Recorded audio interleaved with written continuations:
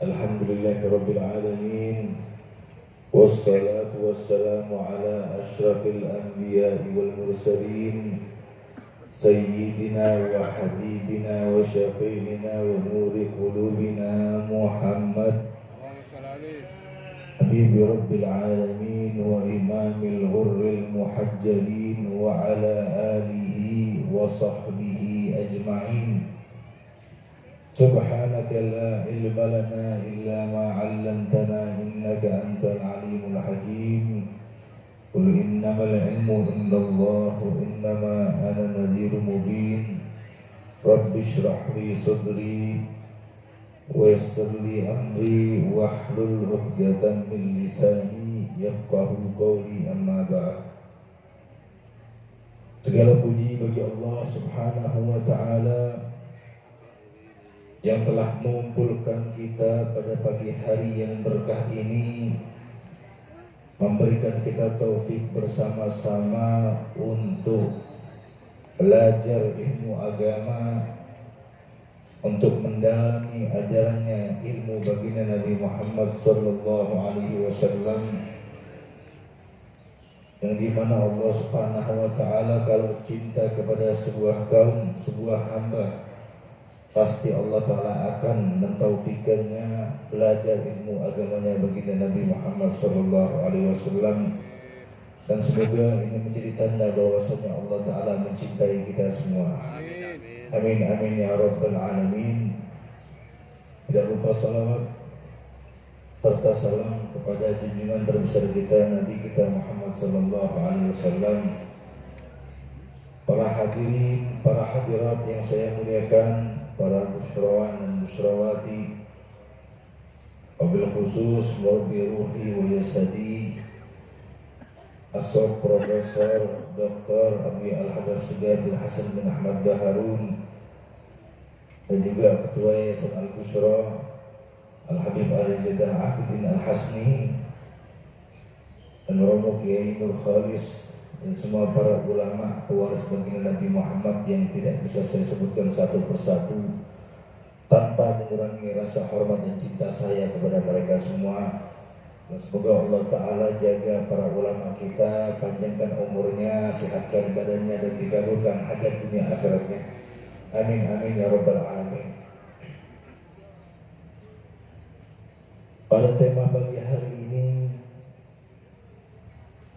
bahwasannya penting bagi kita menghargai jasa para pahlawan kita, karena Indonesia yang kita kenal ini, Indonesia yang kita cinta ini, dahulunya tidak terlalu tenang seperti ini, tidak setentram ini.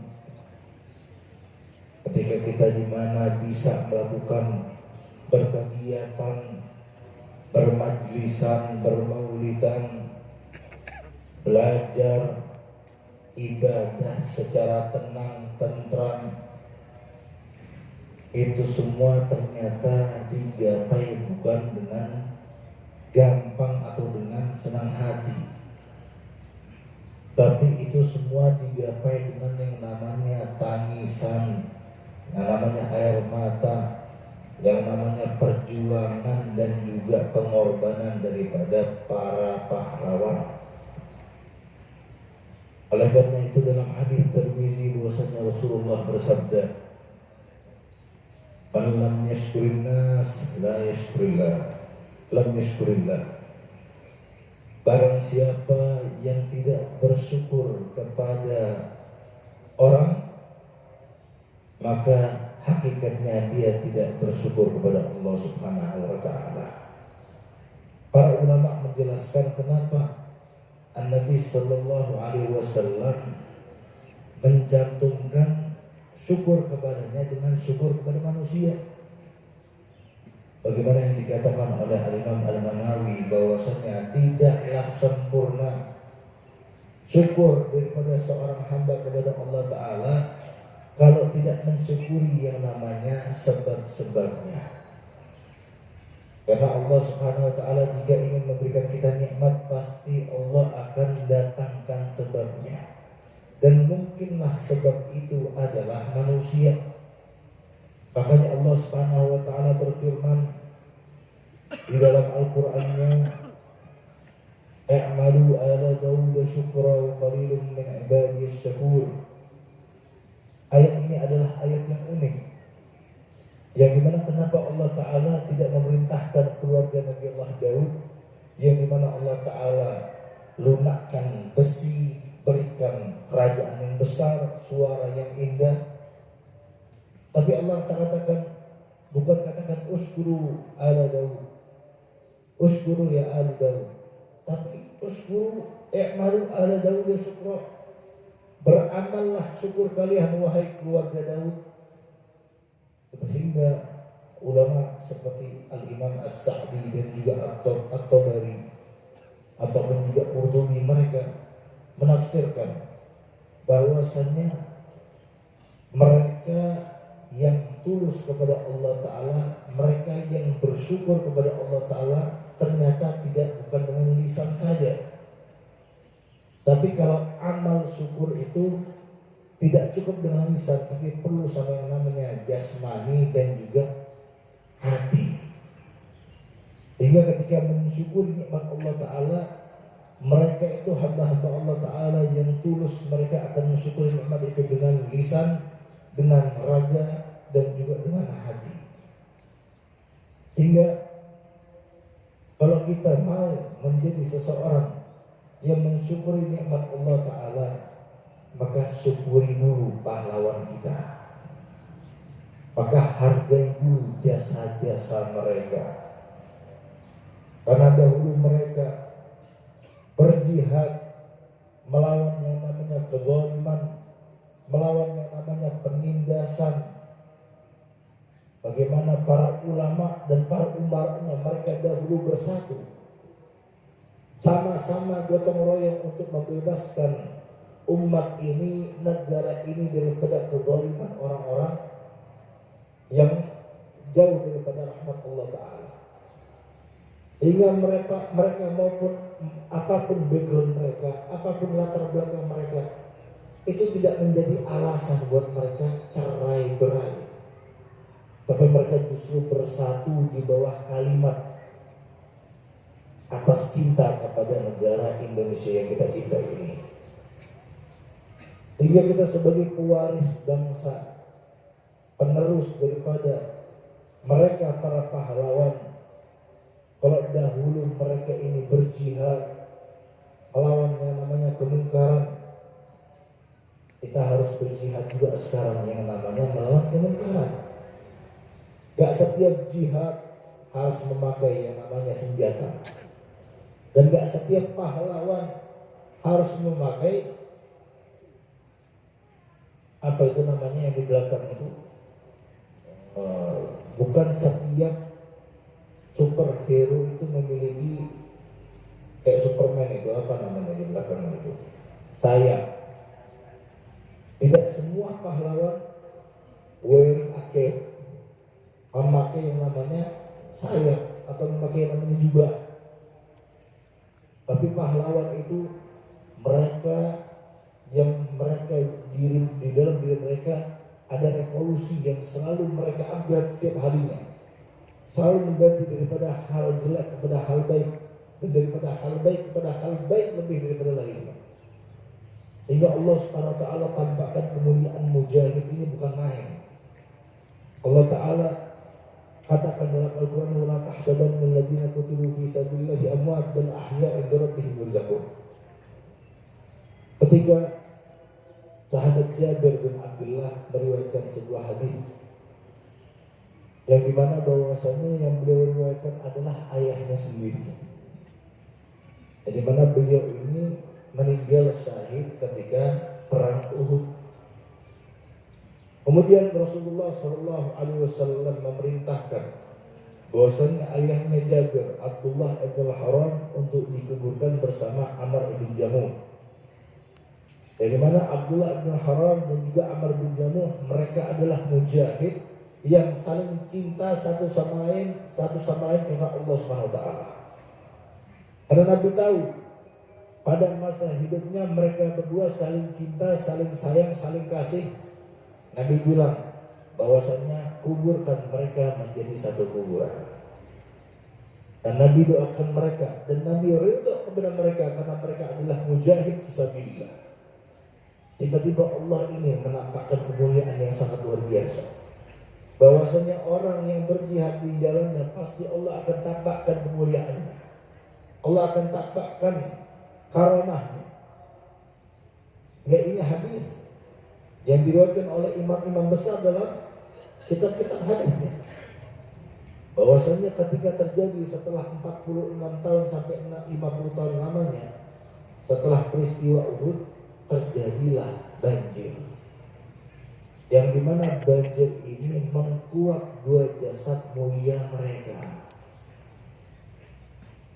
Sehingga ketika banjir mengkuak jasad mereka, mereka ditemukan dua-duanya ini tidak ada yang berubah sama sekali.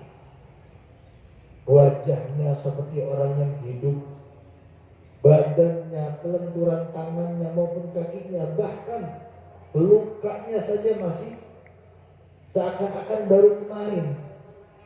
Yang dimana ketika Abdullah bin Haram ketika beliau sedang cedera dan mau meninggal pada saat itu, beliau sudah memegang lukanya di tulang rusuknya. Hingga ketika para sahabat ingin memindahkan jasad beliau, karena yang namanya kuburannya banjir, itu tangan beliau masih berada di posisi lukanya. Sehingga ketika dipalingkan tangannya daripada lukanya, subhanallah kembali lagi tangan itu memegang lukanya seperti orang yang tidak mati. Dan ini disaksikan oleh banyak yang namanya sahabat maupun tabi'i, yang mereka melihat kemuliaan orang-orang yang dahulunya mati di jalan Allah Subhanahu wa taala. Ada kisah juga diriwayatkan oleh sahabat Muawiyah bin Abu Sufyan, yang dimana ketika beliau sedang ingin membangun yang namanya jalan untuk air di kota Madinah, yang otomatis jalan ini harus dibuat seperti pipa. Ketika sedang menggali, tiba-tiba salah satu cangkulnya ini mengenai sebuah jasad mulia. Yang dimana ketika mengenai jasad itu, darahnya langsung mengalir seperti orang yang hidup. Maka laporanlah rakyat ini, tukang ini kepada Amirul Mukminin Muawiyah pada saat itu. Maka ketika ditanyakan, ini kakek siapa? Oh, ini kakeknya Hamzah bin Abdul Muttalib, yang sudah lama meninggal. Tapi ketika tidak sengaja terkena cangkul sedikit, darahnya masih mengalir seakan-akan orang itu masih hidup. Dan di riwayat itu juga mengatakan bahwasanya Abdullah bin Haram, abahnya Jabir bin Abdullah, itu seakan-akan ka'annama dufina bil amas, seperti seseorang yang dikubur kemarin sore. Mereka pada hakikatnya orang-orang yang jihad fisabilillah, mereka mati tapi mereka hidup bersama Allah Ta'ala dalam keadaan yang spesial, yang istimewa. Begitu juga bagi para pejihad kita, Imam Bonjol, begitu juga Kiai Hasyim Asy'ari, yang harus kita syukuri jasa mereka. Karena kalau tidak ada mereka, tidak ada majlis ini dengan tentram, dengan keadaan yang kita sama-sama sukai, sama-sama senangi. Karena yang namanya ketenangan itu mahal nilainya, mahal harganya. Kita harus menjadi pewaris yang membanggakan mereka. Kalau mereka dahulu melawan kezaliman dengan senjata, kita harus melawan kezaliman dengan ilmu, dengan iman. Kita harus memberantas yang namanya kezaliman, kemungkaran yang terjadi di rumah kita sebelum rumah orang lain. Berapa banyak kezaliman, kemungkaran terjadi di rumah kita, malah kita fokusnya kepada rumah yang lain. Sedangkan al-aibu fina, sedangkan aib itu ada di dalam diri kita dan juga di rumah kita. Gak semua pahlawan memakai senjata. Ada ulama yang dimana mereka memakai tinta, bahkan tintanya diriwayatkan lebih daripada darahnya syuhada. Karena berapa banyak? Kalau tidak ada pemerintahan langsung, anjuran langsung dari Kiai Hasyim Asy'ari, berapa banyak yang tidak mendapatkan gelar syahadah, gelar orang yang mati syahid. Tapi karena adanya seorang alim ulama tahu dengan ganjaran jihad fisabilillah, berapa banyak orang yang mati di jalan Allah Subhanahu wa taala. Maka kita penting untuk mewariskan mereka dengan ilmu, dengan memberantas yang namanya kebodohan dalam rumah kita, dalam pemuda-pemudi kita. Ajarkan mereka untuk terus bisa menjaga bangsa ini dengan yang namanya kemuliaan dan cahaya ilmu. Karena tidak ada yang lebih daripada ilmu bagi Nabi Muhammad. Mau itu desa, mau itu negara, mau itu tempat manapun, itu akan menjadi tempat yang menjadi sebab dan turunnya bahagia kalau itu ada ilmu dan ajarannya bagi Nabi Muhammad. Berapa banyak sekarang yang terjadi di antara kita? Kita harus bisa berjihad memberantas yang namanya hoax, yang namanya perpecahan. Yang namanya perpecahan ini paling membuat Nabi Muhammad SAW susah. Kalau melihat umatnya selalu berpecah, selalu menyerang satu sama lain, kita sama sekali tidak mengikuti daripada seruan Allah Ta'ala. Wa'tasimu bihablillahi jami'an wa la tafarraqu. Wa'tasimu bihablillah, peganglah kalian, erat-eratlah kalian di dalam agamanya Allah Ta'ala, dalam perintahnya Allah Ta'ala, dalam larangannya Allah Ta'ala. Kalian bersatu bersama-sama dalam agama ini. Walaupun kita boleh berbeda di dalam furu', tapi perbedaan kita jangan menjadi sebab untuk berpecah belah. Karena Nabi Muhammad akan sedih, Nabi Muhammad akan pilu melihat kita. Dulu Nabi Muhammad menyatukan bangsawan dengan yang bukan bangsawan, dan Nabi Muhammad tidak membedakan satu sama lain di antara mereka, mau itu Quraisy atau yang lain. Justru Nabi Muhammad mengatakan yang paling mulia di antara kalian adalah yang paling beriman kepada Allah Ta'ala, yang paling bertakwa kepada Allah Subhanahu wa Ta'ala.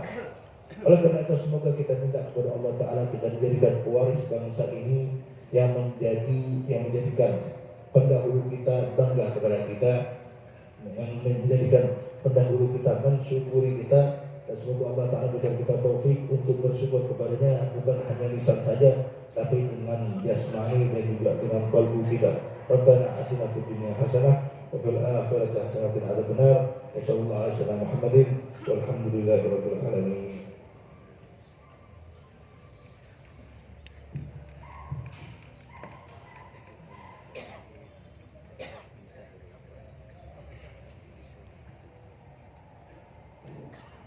Assalamualaikum warahmatullahi wabarakatuh. Alhamdulillahirabbil alamin. Wassalatu wassalamu ala asyrafil anbiya'i wal mursalin sayyidina wa habibina wa syafi'ina wa nuri qulubina Muhammad habibi rabbil alamin wa imamil ghurril muhajjalin wa ala alihi wa sahbihi ajma'in. Subhanaka la ilma lana illa ma 'allamtana innaka antal alimul hakim. Rabbi shrah li sadri wa yassir li amri wahlul 'uqdatam min lisani yafqahu qawli, amma ba'du. Yang sama-sama kita hormati, kita muliakan para alim, para habaib, para tokoh masyarakat, ketua Al-Hasaniyah, khususnya orang tua kita, panutan kita, Kiai Nur Faris Mustali, Kiai Bambang, Kiai Tinggi, dan semuanya yang saya cintai, selalu saya doakan dan semoga tidak lupa mendoakan saya, para syarawatin rahimahullah.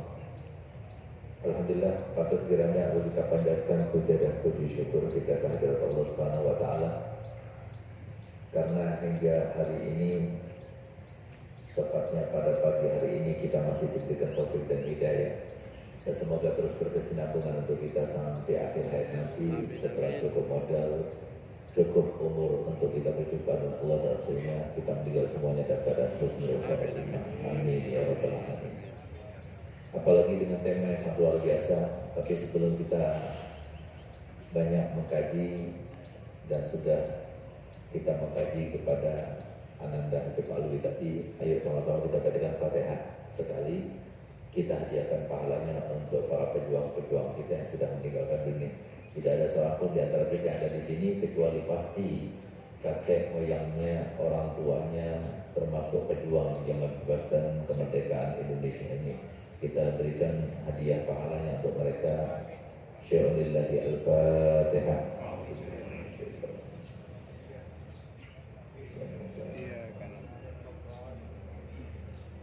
Telah banyak kita dengar tadi bagaimana Indonesia dulu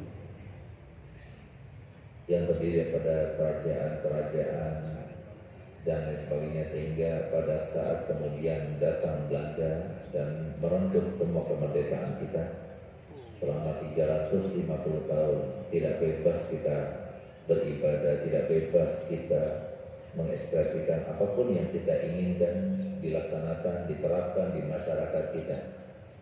Banyak di antara mereka yang bersembunyi-sembunyi. Mereka dengan seenaknya mengambil wanita-wanita cantik kita, kemudian mempekerjakan para pemuda-pemudanya tanpa upah dan sebagainya, dalam keadaan sangat sulit pada waktu itu. Tapi alhamdulillah berkat perjuangan para ulama, himbauan para ulama, dan tidak mungkin kita akan pisahkan perjuangan ini dengan para ulama, karena sesungguhnya perjuangan dan ruh perjuangan itu ada di dalam ilmu para ulama. Alhamdulillah sampai kemudian kita bebas, dan semoga terus bebas sampai anak cucu kita menikmatinya benar-benar kemerdekaan bangsa negara yang kita cintai ini, yaitu negara Indonesia. Amin ya rabbal alamin. Artinya perjuangan ini benar-benar sebuah perjuangan. Bayangkan 350 tahun dijajah, itu tidak mudah. Sehingga kemudian di antara yang kita dengar, yang kita baca dari kisah perjuangan mereka adalah yang terjadi pada tanggal 10 November besok. Sehingga kemudian 10 November dijadikan secara resmi sebagai hari pahlawan. Karena pada 10 November setelah Mbak Kiai Hashim memberikan himbauan untuk kita berjuang, maka masyarakat yang dihimbau dipimpin oleh para ulama, oleh para tentara, dan kita bersatu pada saat itu kemudian kita mengusir penjajah Belanda dan sekutunya. Dan alhamdulillah kita berhasil, bukan dengan persenjataan yang lengkap, bukan dengan bom nuklir dan sebagainya, tidak, tapi kita dengan bambu runcing dan petikan takbir Allahu Akbar. Sehingga perjuangan ini berhasil dan kita mendapatkan kemerdekaan yang dinanti-nanti setelah ratusan tahun itu. Akan tapi kemudian perjuangan ini bukan terhenti begitu saja, karena mempertahankan itu lebih sulit daripada memperjuangkan. Alhamdulillah orang tua kita sudah berjuangkan, tapi apakah kita sebagai generasi berikutnya sudah berhasil mempertahankan? Belum tentu. Kita tidak mengatakan dan kita tidak mau, tidak antusias dengan kita pesimis bahwasanya negara sekarang kita sebenarnya belum merdeka. Kita tidak mau seperti itu, tapi kita katakan bahwasanya kita sudah merdeka, benar-benar diakui oleh dunia sehingga kita berdiri sebagai bangsa yang merdeka. Akan tapi harapan daripada orang tua kita ini sudah terlaksana apa tidak? Nah, kita yang menentukan sekarang ini. Oleh karena itu maka di sini yang harus kita lakukan bahwasanya kita harus berjuang dan sesungguhnya Indonesia yang melarat harus menjadi Indonesia yang hebat. Indonesia yang banyak hutang harus menjadi Indonesia yang tidak punya hutang, bahkan menghutangi.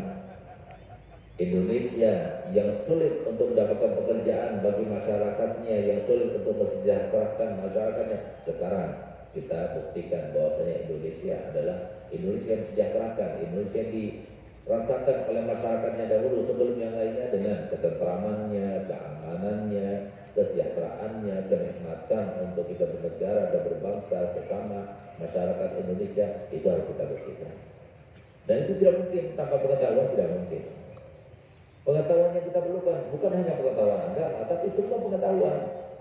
Harus ada dokternya, harus ada insinyurnya, harus ada pejabatnya, karena kita adalah satu kesatuan. Yang mau ke dokter, datanglah ke dokter. Yang mau belajar motor, datanglah kepada para ulama. Yang mau ingin mendapatkan solusi terkait dengan permasalahan bisnisnya dan sebagainya, jangan kepada persoalan ekonomi dan sebagainya, semuanya itu adalah suatu kesatuan. Tanpa itu tidak mungkin akan kita wujudkan suatu bangsa yang baldatun thayyibatun wa rabbun ghafur itu. Tetapi yang paling penting daripada itu adalah bagaimana kita berjuang sebagaimana mereka berjuang. Nah, itu yang paling penting. Jadi jangan sampai kita kemudian mempunyai sebuah pernyataan atau persepsi bahwasanya kita nggak perlu lagi berjuang karena kita sudah diperjuangkan oleh kakek moyang kita. Kita tinggal menikmati, tidak memperjuangkan apa yang telah mereka perjuangkan. Itu masih tetap menjadi sebuah perjuangan sampai kita meninggal semuanya. Tetapi yang perlu kita pahami, yang perlu kita cermati sebagaimana dikatakan oleh orang tua kita, oleh para pakar semua lini, bahwasanya mempertahankan lebih sulit daripada memperjuangkan. Mempertahankan lebih sulit daripada memperjuangkan. Mempertahankan apa? Mempertahankan semua yang mereka perjuangkan pada saat mereka berjuang, itu kita harus pertahankan sampai sekarang dan sampai kita meninggal seperti itu. Keimanan harus kita perjuangkan, ekonomi yang makmur harus kita perjuangkan, kemerdekaan seutuhnya harus kita perjuangkan. Sampai sekarang kita harus perjuangkan. Sebagaimana berjuang mereka untuk anak-anaknya, anak-anaknya berjuang untuk cucunya, cucunya berjuang untuk cicitnya, terus begitu kita harus berjuang. Oleh karena perjuangan yang paling penting itu kita memperjuangkan diri kita sebagaimana telah disampaikan oleh Nabi SAW dalam hadisnya. Nah, ini intinya sekarang. Perjuangan yang terus akan berkembang, berlanjut sampai kita meninggal, sampai hari kiamat nanti. Apa itu kata Nabi? Al-mujahidu man jahada nafsah. Seorang mujahid itu adalah orang yang memperjuangkan dirinya sendiri. Kalau kita perjuangkan dirinya sendiri, berarti kita perjuangkan untuk semuanya. Kenapa?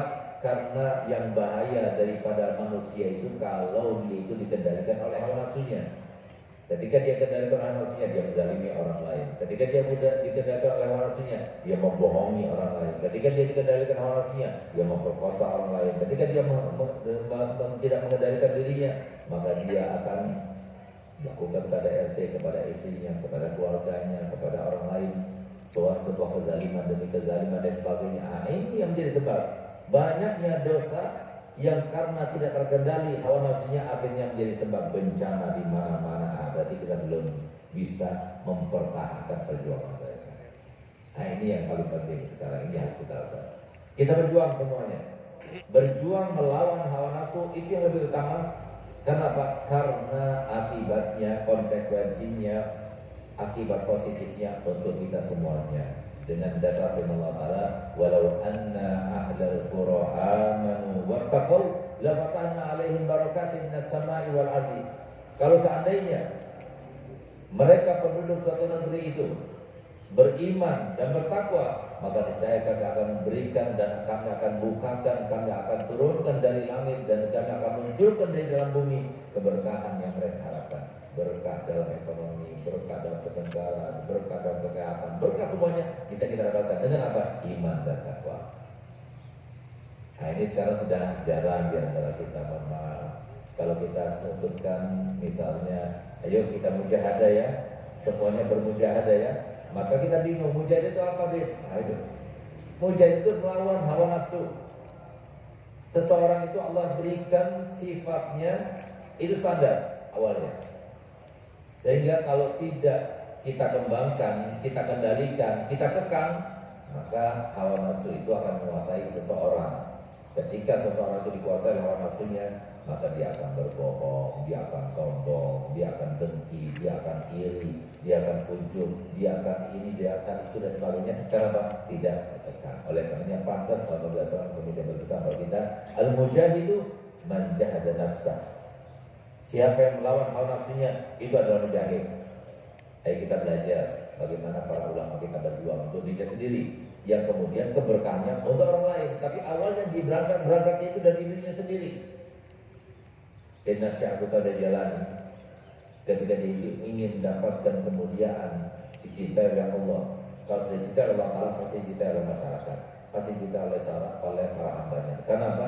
karena Nabi SAW telah menceritakan, idza ahabballahu abdan, kalau sudah Allah mencintai seorang hamba, nada Jibril, dia akan manggil Jibril. Ya Jibril, inni uhibbu fa'ahibbu. Wahai Jibril, aku mencintainya, cintai dia. Wa alim man fis sama ayyuhibbu. Dan umumkan sekarang bahwasanya Allah mencintai orang ini, maka hendaknya semua penduduk langit untuk mencintainya. Lalu kemudian Allah turunkan di muka bumi rasa diterima oleh seluruh manusia. Itu tanda bahwasanya itu dicintai oleh Allah Ta'ala. Nggak mungkin kita akan sampai kepada yang semacam ini kecuali setelah berjuang. Coba lihat bagaimana Syaikhullah jalan perjuangannya. Ketika beliau itu ingin mendapatkan dan memperjuangkan cintanya Allah dengan cara mengendalikan nafsunya, maka beliau selama 25 tahun setiap malamnya dia baca Quran. Habis sholat isya sampai subuh. Caranya bagaimana baca Qurannya? Bukan kita baca Quran seperti yang kita rasakan itu.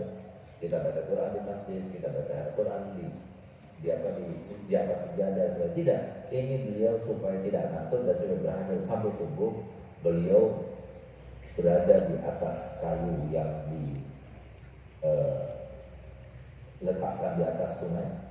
Kemudian beliau ada mengikat tali untuk pegangan. Satu tangan kirinya memegang tali itu, tangan kanannya memegang Quran sampai habis dia baca. Artinya apa? Kalau dia ngantuk, jatuh ke sungai. Ini perjuangan, ini namanya bentuk perjuangan. Kita lihat bagaimana perjuangan para sahabat Nabi. Ingat gak? Sayyidina Abu Bakar Siddiq radhiyallahu anhu. Beliau itu hampir setiap saatnya, setiap waktunya, kecuali kalau di depan Nabi Muhammad SAW, itu di mulutnya beliau letakkan 3 batu. Untuk apa? Supaya jangan gampang-gampang kita berbicara. Itu mujahadah, betul mujahadah. Sayyidina Umar bin Khattab, dia poles di cincinnya. Kafa bil mauti wa'idan ya Umar. Sehingga apa? Setiap hari itu ketika dia akan berbuat, dia dulu, baru dia berbicara, dia dulu, baru dia melakukan suatu tindakan. Kenapa? Itu mujahadah, betul mujahadah. Imam Ali dalam Allah wajah, ketika beliau itu di dalam peperangan Khaybar, beliau berhasil menundukkan lawannya, sehingga tinggal saja dibunus pedangnya, dan kemudian ditancapkan, meninggal dia dan dia dapat pahala yang besar. Tapi subhanallah ketika dia akan tusukkan pedangnya itu, sudah diunuskan pedangnya ke arah lehernya, tiba-tiba si Yahudi ini meludahi wajahnya Imam Ali. Sehingga apa? Begitu diludahi, langsung dia urungkan untuk membunuh si Yahudi ini. Maka kemudian temannya mengatakan, kenapa kalian teruskan? Kau sudah mengalahkan, kau sudah menguasainya. Apa katanya? Tidak. Karena pada saat itu dia itu meludahi aku, sehingga aku marah.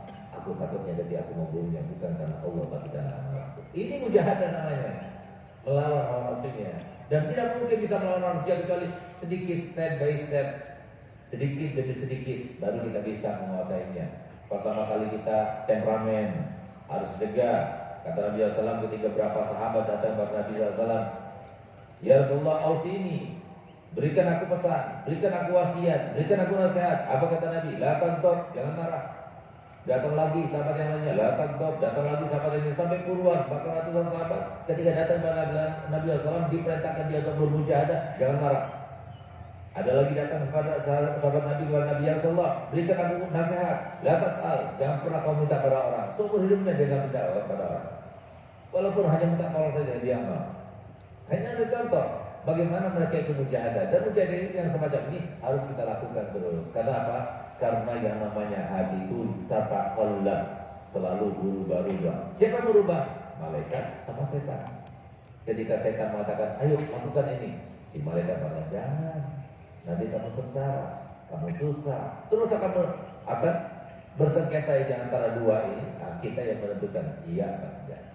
Dengan apa? Mujahadah. Itulah maksud daripada firman Allah Ta'ala, walladzina jahadu fina lanahdiyannahum subulana. Belajar untuk kita bermujahadah. Mulai dari hal-hal yang kecil. Jangan pernah kita berbohong. Jadi kita mau berbohong, ingat, berbohong itu adalah sesuatu yang dilarang. Kata Nabi SAW, orang kalau sudah berbohong sekali akan berbohong kedua kalinya. Kalau sudah berbohong kedua kalinya akan berbohong ketiga kalinya, dan kebohongan itu akan membawa seseorang kepada kefajiran, kepada kefasikan. Ingat, ketika dia itu melihat seseorang yang senang melebihi daripada kita, baik dari segi ilmunya lebih banyak, hartanya lebih banyak, istrinya lebih cantik, atau kehidupannya lebih membahagiakan dan sebagainya, langsung timbul rasa iri, lawan. Caranya bagaimana? Imam Ghazali menjelaskan, kalau ada timbul sesuatu yang tidak suka dalam hati kita, maka datangi orang itu, berkhidmat kepada dia. Orang yang kita iri itu kita datangi untuk apa? Untuk kita melayaninya. Itu obat yang paling mujarab. Jadi misalnya Pak, saya iri kepada si A, maka si A misalnya kita sama-sama ke masjid, kita siapkan senjatanya, senjata kita berikan untuk dia. Ketika dia mau keluar ambil sendalnya, kita siapkan untuk dia. Wah, itu luar biasa. Beratnya luar biasa. Nah, sesuatu yang berat dilakukan oleh hati kita, itu sesuatu yang disebut dengan mujahadah. Mudahnya, mujahadah itu kayak gimana? Sama kayak diet. Nah, diet itu berat aja. Berat. Biasanya kita suka makan 2 piring, 3 piring. Nah, kita dokter sekarang makannya setengah piring. Tapi kelihatan kan, yang biasanya makan 2 piring, kemudian setengah piring, akhirnya apa? Dalam waktu seminggu kurang bobotnya, jadi lebih kurus dan sebagainya. Nah, itu yang harus kita lakukan. Jadi sama, begitu pula sifat-sifat yang tidak baik dalam hati kita, kita lawan sedikit demi sedikit akan tampak. Nanti tampak kita lebih jujur, tampak kita lebih soleh, tampak kita lebih terpercaya, tampak kita lebih berakhlak yang mulia. Nah, jadi akhlak yang mulia itu bukan langsung kita dengar, langsung kita terapkan, bisa tidak, tapi awalnya itu harus kita melawan nafsu. Ini yang lebih penting untuk kita mujahadah. Kalau kita berjuang yang lainnya, cukup. Mereka sudah berjuang, pemerintah sudah menggantikan kita, polisi sudah melaksanakan tugasnya, saudara kita di TNI sudah melaksanakan tugasnya, sehingga nggak perlu kita berjuang dengan orang lain, nggak perlu kita berjuang dengan negara lain. Tapi ketika suatu waktu nanti tenaga kita diperlukan oleh negara, kita harus siap. Tapi sebelum itu datang, bagaimana mungkin kita akan mengikuti, akan menuruti perintah daripada negara kita ketika Bapak Presiden kita harus mengangkat senjata misalnya, kita harus ikut. Kenapa? Untuk menjaga negara kita jangan sampai dicapok oleh mereka semuanya. Bagaimana itu akan terlaksana dari kita kalau diri kita sendiri tidak berhasil melawan nafsu kita? Coba sekarang begitu pemerintah mengeluarkan suatu keputusan, ada yang pro kontra. Kenapa ada pro kontra sebagainya? Nah, karena dia merasa dia belum bisa mengendalikan dirinya. Bagaimana kalau seumpama nanti Bapak Presiden kemudian mengatakan kita wajib mengangkat senjata? Nggak mudah kita akan menduduk, nggak mudah kita akan mengikuti. Nah, itu yang harus kita terapkan. Jadi yang pertama kita memperjuangkan negara ini, perjuangkan diri kita dulu, bebaskan. Karena kalau kita sudah menjadi orang yang terkendali nafsunya, kita akan menjadi orang yang baik. Ketika kita akan menjadi orang baik, keberkahan akan kita dapatkan. Mohon maaf, hari-hari ini kita sibuk mendengar bagaimana Bapak Presiden kita luar biasa, dan semoga Allah menjaganya, panjangkan umurnya, dijaga daripada segala macam kejahatan untuknya demi negeri kita yang tercinta ini. Ratusan triliun bisa diselamatkan.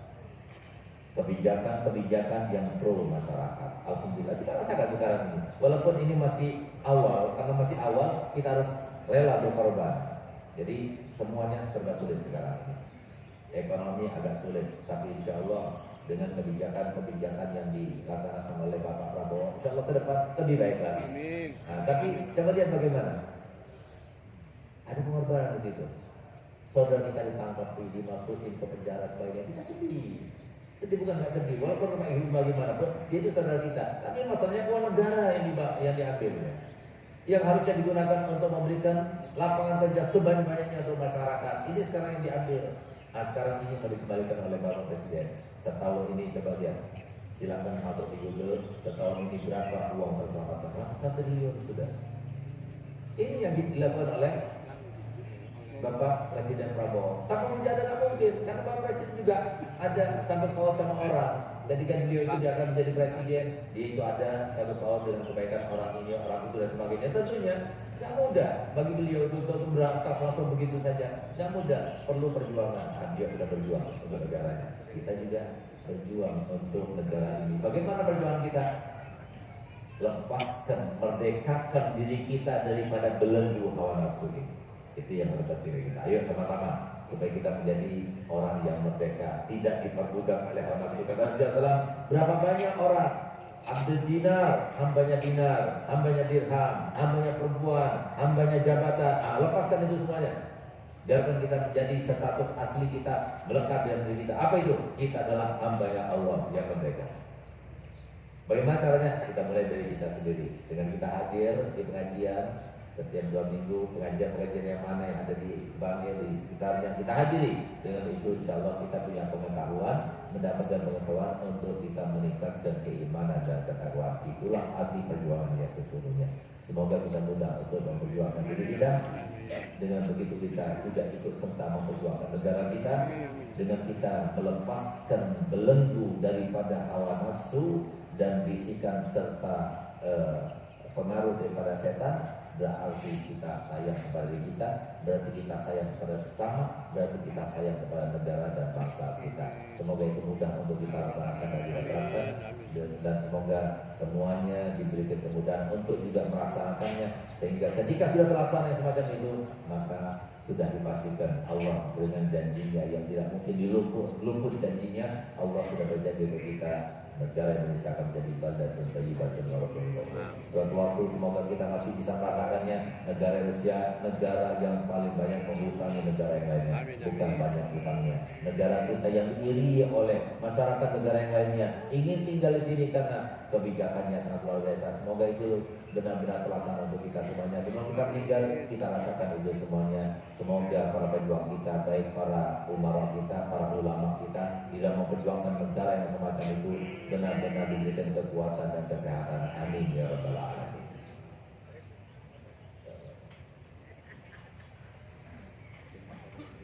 Alhamdulillahirabbil alamin. Semoga menjadi ilmu yang bermanfaat disertai dengan hidayah Allah Subhanahu wa taala. Selanjutnya permohonan barokah Fatihah